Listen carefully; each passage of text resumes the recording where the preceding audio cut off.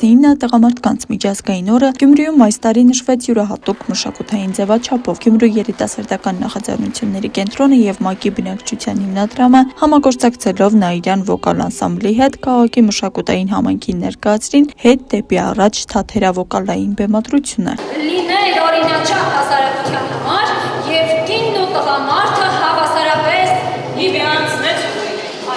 Մենք բոլորս արդեն քանի տարի ենք խոսում, մեջբերում ենք կանանց իրավահավասարության, նրանց ազատության, անհրաժեշտության մասին, սակայն ցած է կարել մի կարևոր հանգամանք։ Եվ ո՞րն է այդ հանգամանքը։ Կիսվել ընտանեկան հոգսերը օրինակ։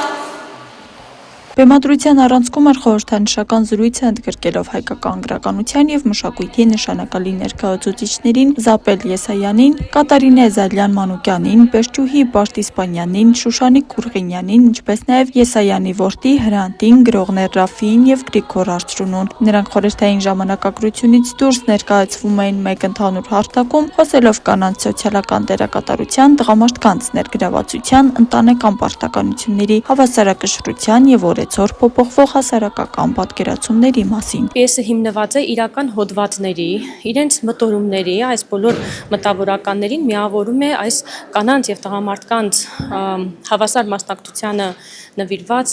գաղափարները, հոդվածները։ Տղամարդկանց դերի ընտանիքում վերջիններիս ներգրավմանը երիտասարդական նախաձեռնությունների կենտրոնը մեծ ուշադրություն է դարձնում։ Բացվել են ընտանիքի անկյուն ռեսուրսային կենտրոններ,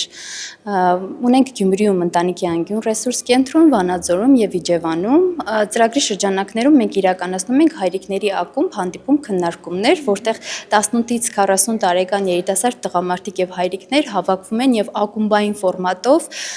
ծնողավարության, ընտանիքի,